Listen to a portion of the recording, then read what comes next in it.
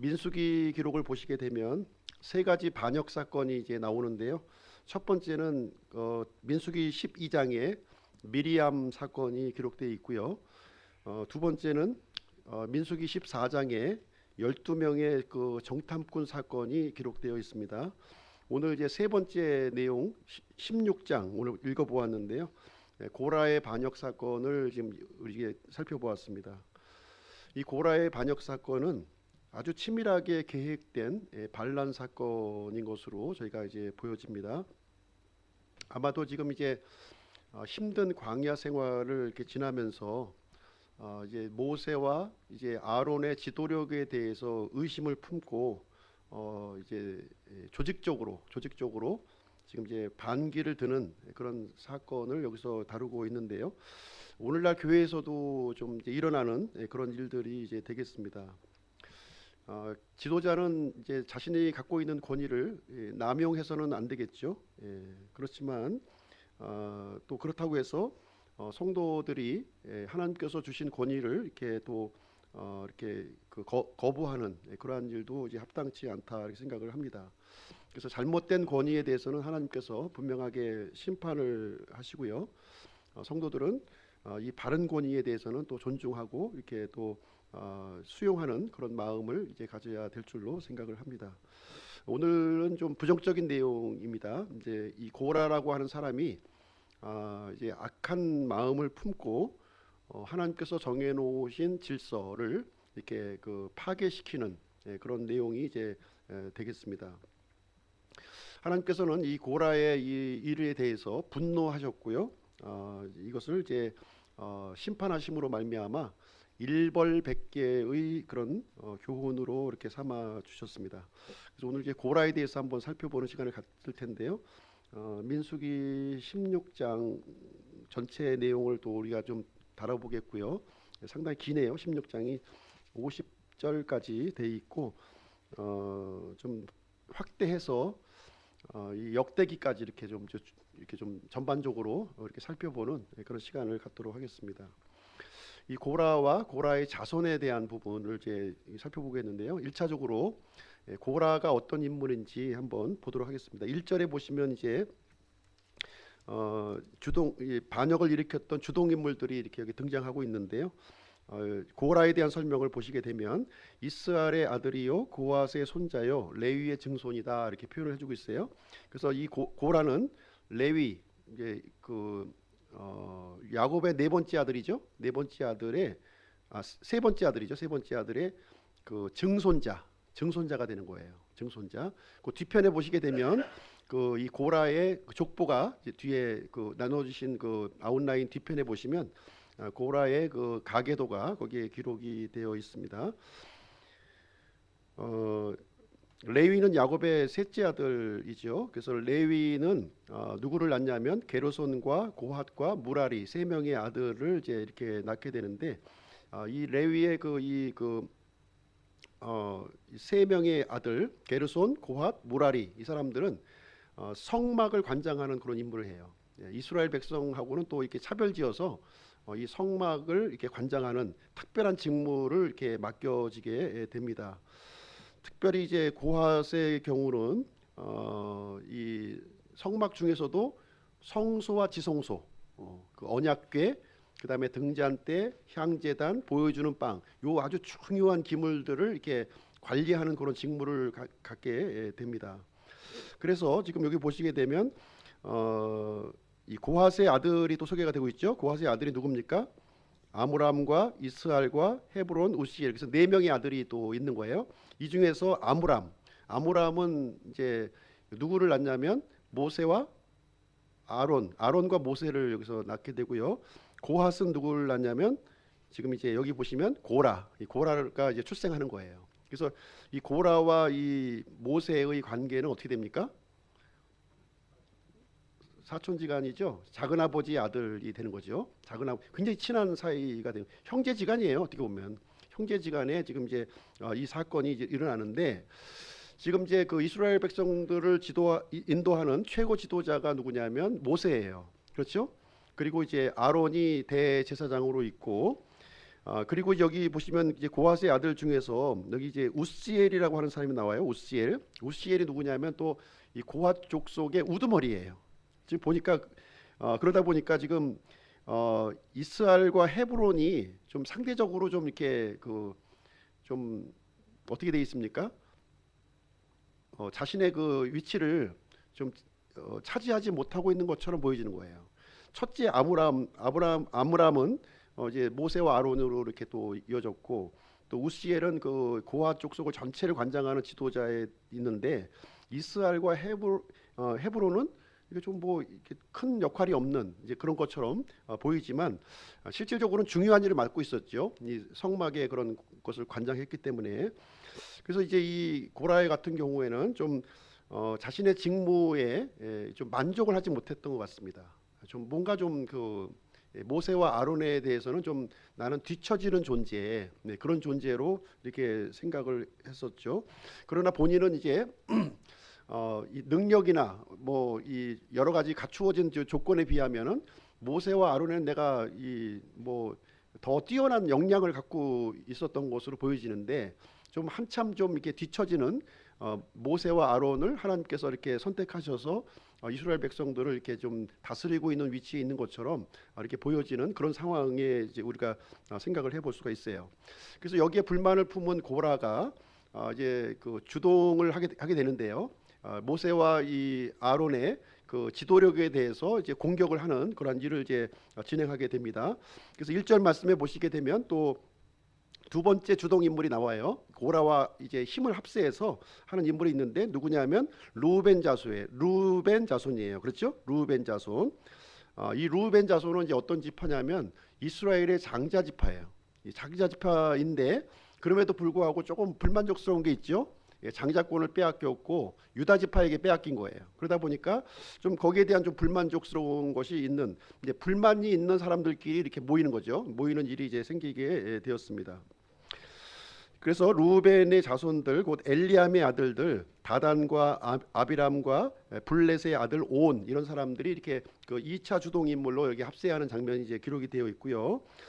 그리고 이제 또 이제 세 번째 주동 인물들이 또 소개가 되고 있는데, 세 번째 주동 인물은 누구냐면 250명의 통치자라는 거예요. 250명의 통치자. 그래서 이 고라가 이제 이 루벤 지파의 그 엘리압 자손들을 이렇게 규합을 했고, 그다음에 또 이 그 이스라엘 진영에 있는 그 250명의 아주 유명한 명성 있는 이 통치자들을 이렇게 세력을 규합을 해가지고 지금 이제 아론과 이 모세가 이렇게 독식하고 있는 이 권위에 정면으로 지금 이제 그 공격을 하는 그런 양상이 지금 1절에 기록이 되어 있습니다. 그래서 고라가 이제 그 대의명분으로 주장하는 내용이 3절에 보시면 나와서 기록이 되어 있어요. 3절을 보시면 어떤 내용을 불만을 갖고 있는지 그 내용이 표출이 되고 있는데, 그들이 모세와 아론을 대적하려고 함께 모여 그들에게 이르되 너희가 분수에 넘치게 행하는도다. 온 회중 곧 그들 각 사람이 거룩하고 주께서도 그들 가운데 계시거늘 너희가 어찌하여 너희 자신을 주의 회중보다 높이려 하느냐. 무슨 얘기냐면은 지금 왜 그 아론만 제사장 하느냐 이거예요 지금. 우리도 다 똑같이 그 이 레위인들이고 또 이 그 거룩한 우리 그 사람들인데 왜 아론만 대제사장 역할을 하느냐, 이제 그것이 이제 불만이 있는 거예요. 왜 모세만 전체적인 이 총 인도자가 되느냐 하는 거에 대한 이 불만을 이제 가지고 있었습니다. 그래서 이 세 가지 불만 사항을 얘기한 거예요.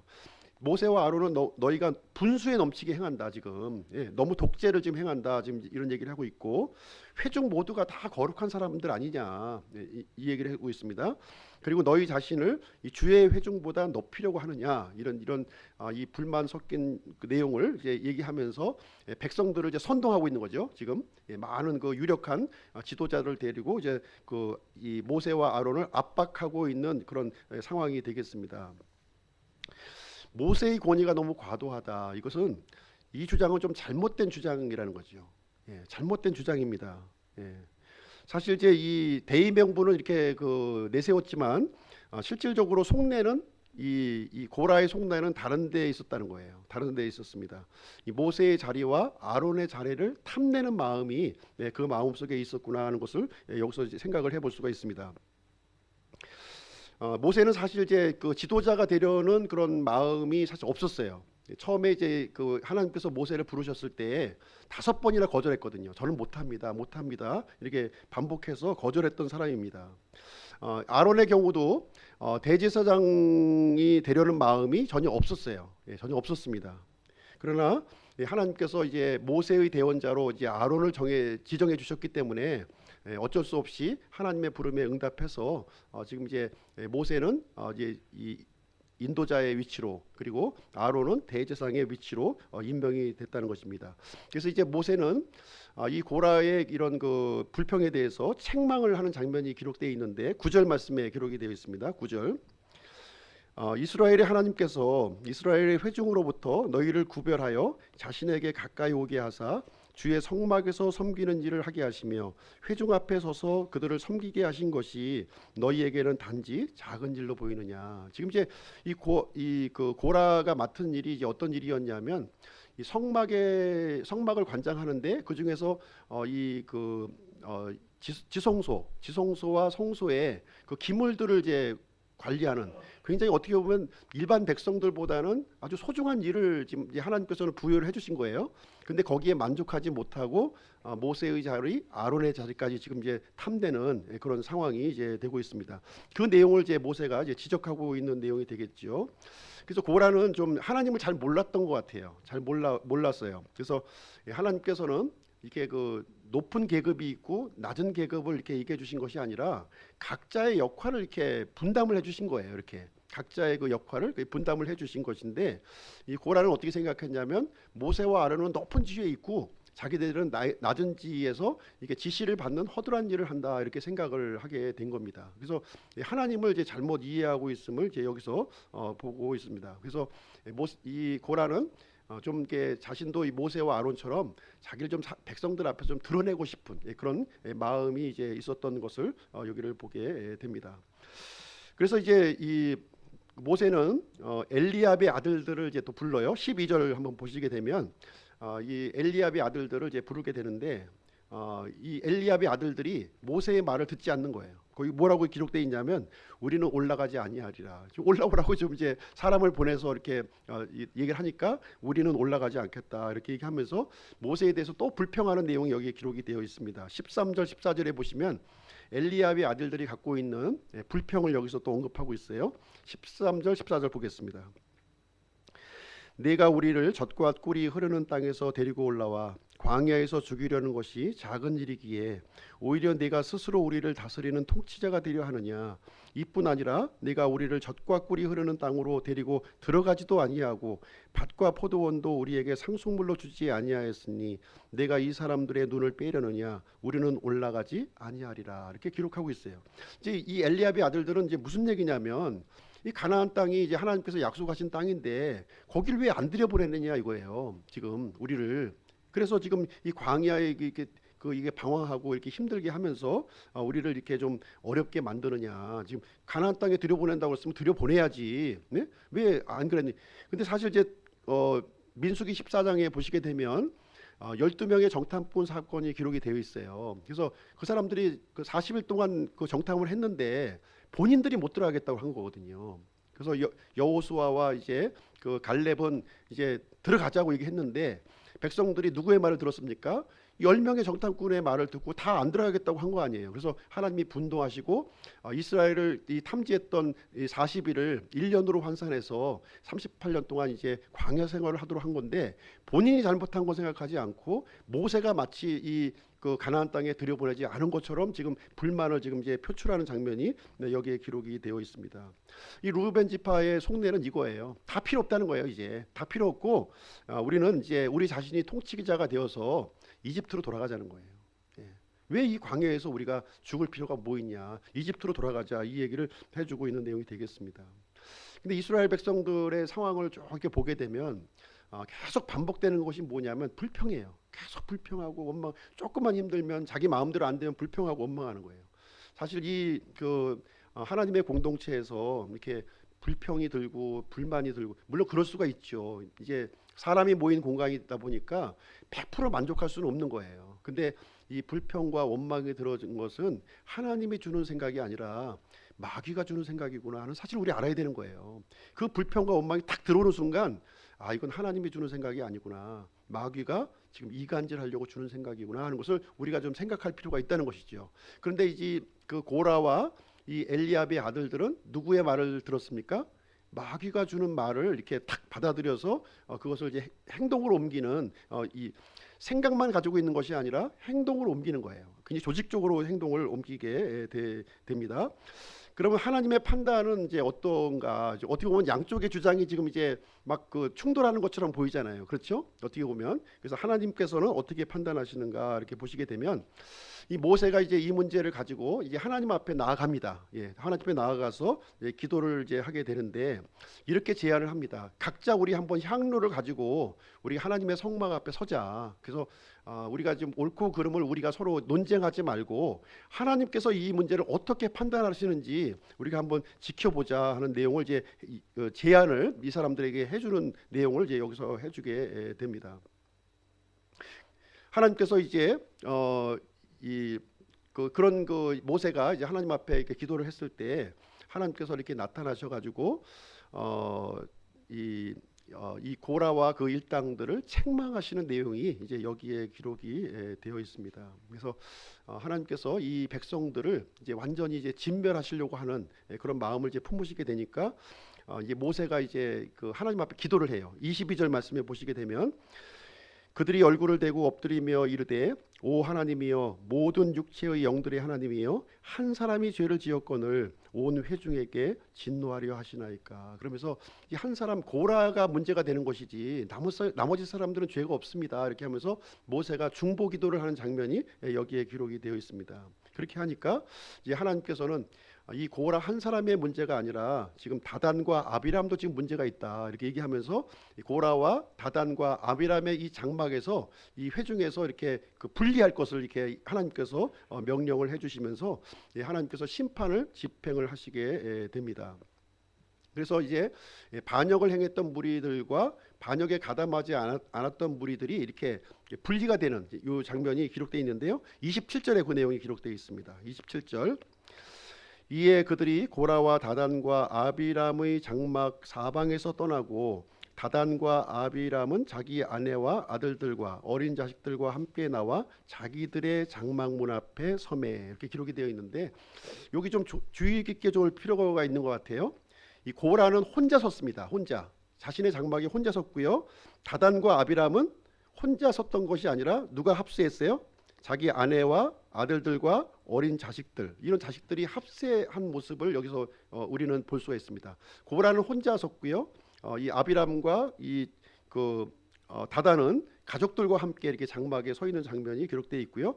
그래서 하나님께서 이제 심판을 내리십니다. 이제 이렇게 딱 갈라지게 되니까 심판을 내리시는 장면이 31절부터 35절까지 기록이 되어 있습니다. 제가 한번 읽어드릴게요.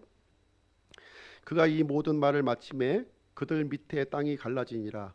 땅이 자기 입을 벌려 그들과 그들의 집과 고라에게 속한 모든 사람과 그들의 모든 물건을 삼키매 그들과 그들에게 속한 모든 것이 산채로 구덩이에 빠지며 땅이 그들 위에 닫히니 그들이 회중 가운데서 끊어져 멸망하니라. 그들 주위에 있던 온 이스라엘이 그들의 부르짖음을 듣고 도망하였으니 이는 그들이 이르기를 땅이 우리도 삼킬까 두렵다 하였기 때문이더라. 주로부터 불이 나와 향을 들인 250명을 소멸시키셨더라, 이렇게 기록하고 있습니다. 그래서 이 고라의 반역에 참여한 사람들과 이 아비람과 다단의 이 모든 가족들이 땅이 열려지고 그 안에 산채로 이제 구덩이에 이제 떨어지는 일이 생겼고요. 나머지 250명의 이 통치자들은 하나님으로부터 불이 나와서 소멸시키는 아주 뭐 전무후무한 이 심판이 이렇게 집행되는 장면이 끔찍한 일이 여기서 기록이 되어 있습니다. 그래서 향로만 남고 사람들은 다 불이 태워져 죽은 거예요. 그래서 하나님께서는 이 향로, 이 하나님께 바쳐진 향로를 가지고 이제 하나의 어떤 이 물건을 이제 만들라고 이제 지시를 해주시는데요. 제단의 덮개로 쓸 이 판을 이제 만들라고 이렇게 얘기합니다. 그 성막에 들어가게 되면 제일 처음에 번제단이 있거든요. 번제단에 그것을 그 덮개를 이 놋향료를 가지고 지금 이제 그 판을 짜서 만들어서 이 판을 볼 때마다 이 고라와 함께 반역에 참여했던 이 사람들을 두고두고 기억하라고 지금 이제 하나님께서 말씀하시는 장면이 여기 기록되어 있습니다. 40절 말씀 보겠어요. 40절. 이스라엘 자손에게 기념물이 되게 하였으니 이것은 아론의 씨가 아닌 낯선 자는 주 앞에 향을 드리러 가까이 오지 못하게 하려 함이며 또 그가 고라와 그의 무리같이 되지 않게 하려 함이더라. 주께서 모세의 손으로 그에게 말씀하신 것과 같이 되었더라. 이렇게 하면서 이제 이 고라의 그 어떻게 보면 쿠데타죠. 일종의 쿠데타인데 실패로 이제 끝나는 장면이 여기에 기록이 되어 있습니다. 그래서 하나님께서는 이 하나님의 질서를 이제 온 회중 앞에 이렇게 보여주시는 계기로 삼으셨고요. 이 고라와 이 반역을 이렇게 했던 이 사람들을 이게 심판하는 장면이 여기에 기록이 되어 있습니다. 이 고라와 이 고라의 일당들은 이 하나님께서 주신 이 소중한 것에 만족하지 않고 더 많은 것을 이렇게 얻으려고 하다가 모든 것을 잃어버린 케이스를 성경에 이렇게 기록을 해주고 있습니다. 근데 오늘은 이제 이 내용만 말씀드리려고 하는 것이 아니라 한 가지를 더 이제 여러분에게 말씀을 드리도록 하겠습니다. 고라의 자손들에 대해서 한번 말씀드리겠어요.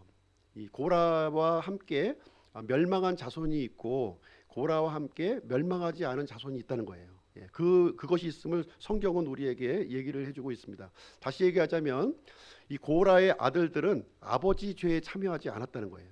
아버지는 반역을 했지만 이 고라의 아들들은 아버지 죄에 참여하지 않고 아버지의 뜻이 동조하지 않은 아들들이 있었다고 하는 것을 성경은 우리에게 가르쳐 주고 있습니다. 그래서 고라의 아들들은 죽지 않았어요. 반역에 참여하진 고라의 아들들은 죽지 않았습니다. 그러나 이 고라의 죄는 이스라엘 회중 가운데서 두고두고 회자가 된 거예요. 두고두고 회자가 됐어요. 근데 이 고라의 아들들은 이 아버지의 이 수치스러운 그 이름의 아들이라는 것을 이렇게 갖고 있음에도 불구하고 이스라엘의 회중을 떠나지 않았다는 거예요. 떠나지 않고 자신에게 주어진 이 하나님의 임무를 성실히 응했다고 성경은 우리에게 가르쳐 주고 있습니다. 아버지의 죄를 만회하려고 열심히 이 고라의 자손들은 이렇게 노력하고 이렇게 회개하는 장면이 성경 곳곳에서 발견이 되고 있습니다. 우리 다 같이 민수기 26장을 한번 가서 보시겠습니다. 민수기 26장. 민수기 26장 9절로 11절 말씀 보겠습니다. 민수기 26장은 어떤 내용이냐면 이스라엘이 이제 가나안 여정을 다 마치고요. 광야 여정을 마치고 가나안 땅에 들어가기 바로 직전의 모습이에요. 민수기 26장은. 그래서 이제 가나안 정복을 하기 전에 이스라엘 민족의 그 인구 조사를 하는 장면이거든요. 인구 조사할 때 어떤 내용이 있는지 한번 보겠습니다. 9절에서 11절. 엘리압의 아들들은 느무엘과 다단과 아비람이니라. 그 다단과 아비람은 회중 가운데서 유명하였으나 그들이 주를 대적하여 싸울 때에 고라의 무리에 들어가서 모세와 아론을 대적하여 싸우매 땅이 입을 벌려 그들과 고라를 함께 삼킴으로 그 무리가 죽었고 그때 불이 250명을 멸하여 그들이 표적이 되었으나 11절. 그럼에도 불구하고 고라의 자손들은 죽지 아니하였더라. 그래서 이제 이 내용을 통해서 보면은 고라의 아들들은 아버지의 죄에 참여하지 않고 죽지 않았다고 하는 사실이 여기에 기록이 되어 있는 거예요. 그래서 이 고라의 자손이 이제 가나안 땅에 이제 들어가게 되는데 그 레위족의 그 계수에 지금 이제 들어가고 있는 장면이 여기에 이제 기록이 되어 있습니다. 우리가 구약 성경을 보시게 되면 구약에서 아주 유명한 세 명의 음악가가 나와요. 세 명의 음악가. 요거 이제 우리가 좀 이 찬양하시는 분들은 좀 기억해둘 필요가 있는데 누구냐면 헤만과 아삽과 에단이에요. 이 세 사람이 굉장히 유명한 사람이에요. 이제 그 솔로몬이 그 성전을 건축하고 거기에서 이 찬양대를 이렇게 그 인도했던 그 주축이 되는 인물이 헤만과 아삽과 에단이라는 거예요. 근데 그 중에서 이 헤만이라고 하는 사람이 어떤 사람이냐 하는 것을 이제 역대기에서 우리에게 이제 알려주고 있는데요. 그 당시 이 다윗의 찬양대를 이렇게 총지휘했던 그 사람이 바로 헤만이라는 사람이에요. 근데 이 헤만이 어떤 사람이냐면 고핫 족속의 고라의 자손이다 이렇게 소개를 하고 있는 겁니다. 그 내용이 역대상 6장 한번 가서 보실게요. 역대상 6장 쭉 시간이 흘러가 가지고요. 역대상 6장으로 보겠습니다.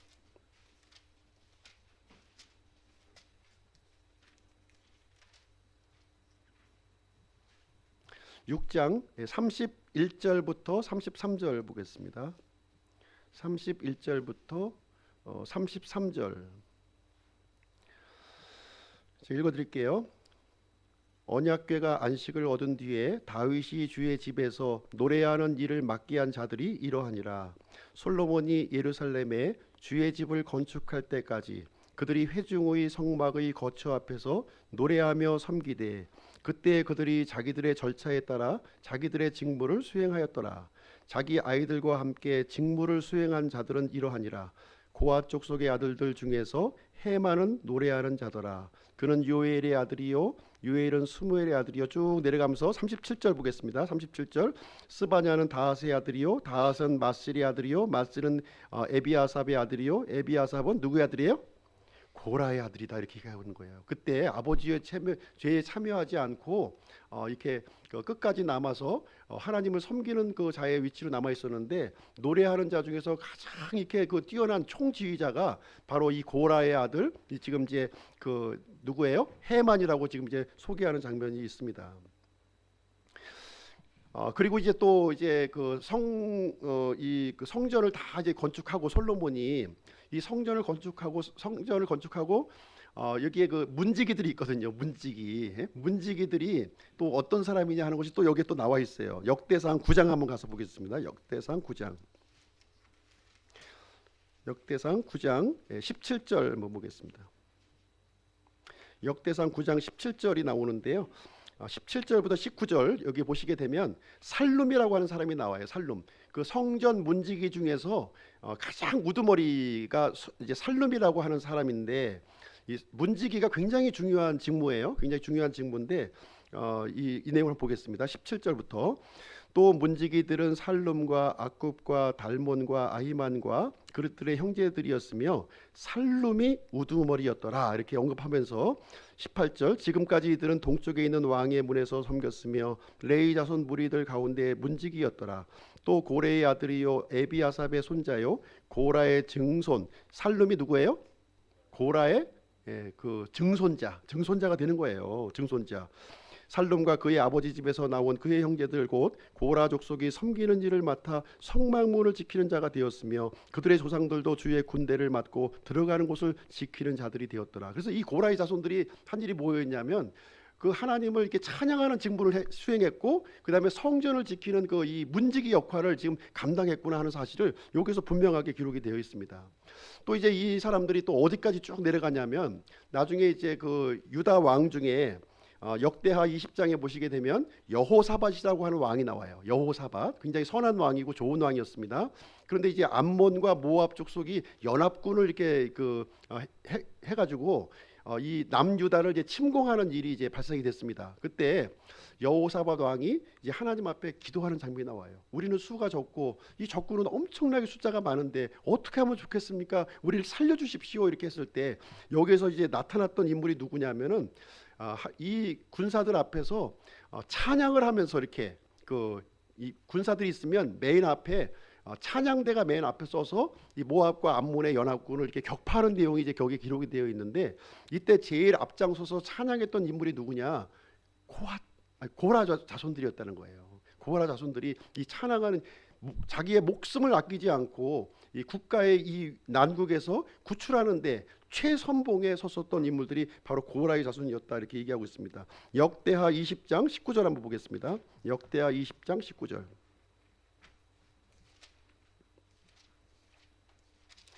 역대하 20장 19절.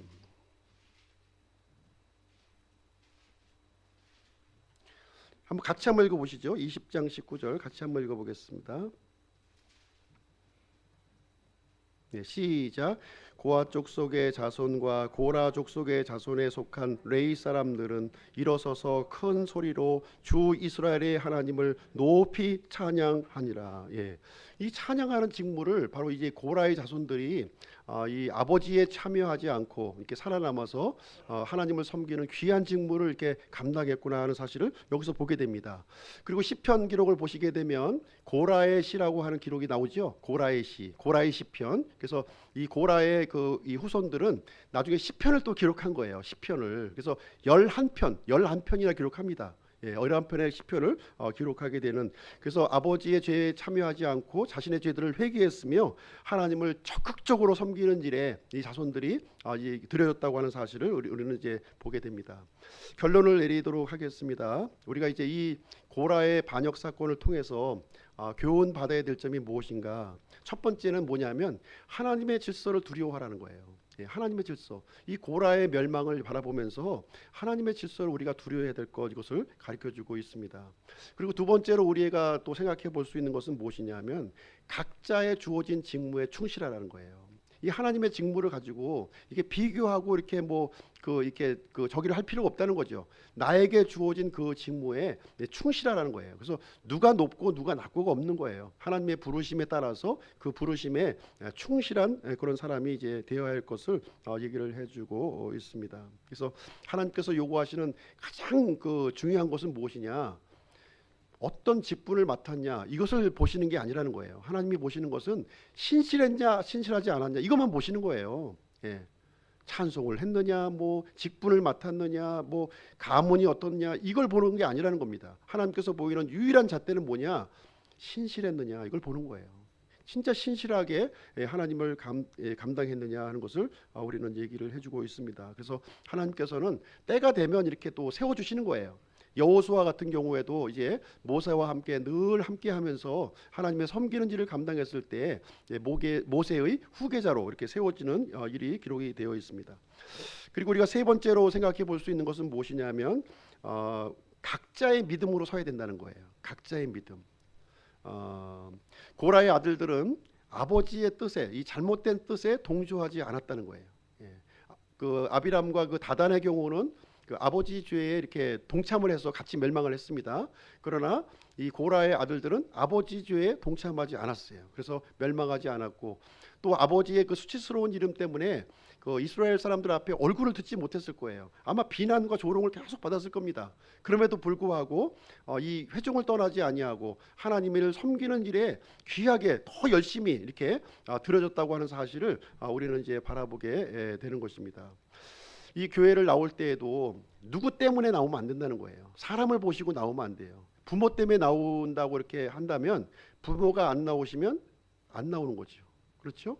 그래서 이 믿음이라고 하는 것은 어떤 강압적으로 이렇게 나오는 것이 아니라 각자가 우리 하나님 앞에서 자발적으로 응답해서 이렇게 나오는 거예요. 그래서 처음에는 이제 사람을 보고 나올 수는 있지요. 사람을 보고 나올 수가 있지만 어느 정도 시간이 점점 지나서부터는 이 하나님과 나와의 직접적인 관계를 연결시키는 것이 대단히 중요한 거예요. 그래서 우리 믿음이라고 하는 것은 각자가 이 하나님 앞에 믿음으로 서야 할 것을 우리에게 가르쳐주고 있는 그런 내용이고요.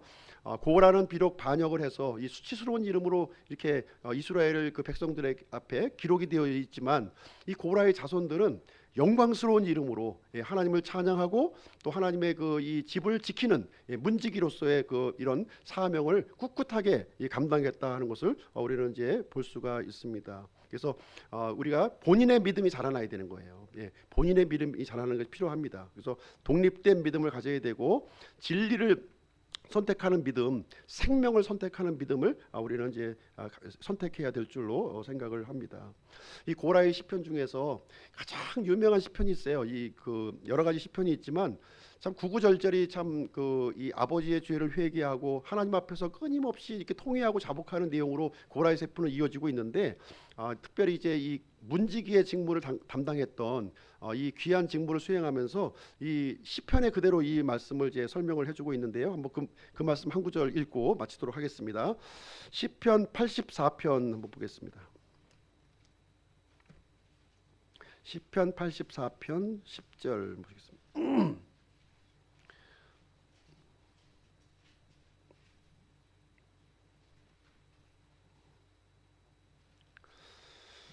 같이 한 목소리로 읽으시도록 하겠습니다. 시편 84편 10절 745페이지. 아마 이 고라의 자손들에게는 이 고백이 참 마음속 깊이 아마 이 심금을 울리는 내용이 아니었는가 생각합니다. 같이 읽겠습니다. 시작. 주의 뜰에서의 한 날이 첫날보다 나으니이다. 내가 사악함의 장막들에 거하는 것보다 차라리 내 아버지의 집 문지기가 되겠사오니. 이렇게 기록하고 있어요. 예, 사악함의 그 장막에 거하는 것보다 이 하나님의 뜰 안에서 내가 한날, 한날, 참 이 그 문지기로 있는 이 한 날이 더 나에게 소중하고 귀하고 값지다. 이 고백을 하고 있는 거예요. 예, 그렇지 않습니까? 이 아버지의 이 죄악, 이 죄악을 이 자손들이 끝까지 기억하고 이거를 회개하는 마음으로 하나님을 섬기는 이 모습을 우리는 이제 고라의 자손을 통해서 우리가 이제 배울 수 있는 그런 내용이 되겠습니다. 그래서 이 고라는 분명히 잘못된 본보기예요. 이 하나님의 질서에 이렇게 대항하고 조직적으로 이렇게 반항하는 것은 잘못된 것입니다. 그러나 고라의 아들들은 올바른 믿음의 본보기로 우리에게 가르쳐주고 있는 그런 이제 내용을 우리에게 보여주고 있습니다. 그래서 하나님의 이 공동체를 참 이 같은 믿음으로 같은 마음으로 이렇게 세워나가시는 우리 기쁨 침례교회 성도님들이 되시기를 주님의 이름으로 축원드립니다. 그래서 오늘은 이제 고라에 대해서 함께 살펴보는 그런 시간을 가졌습니다.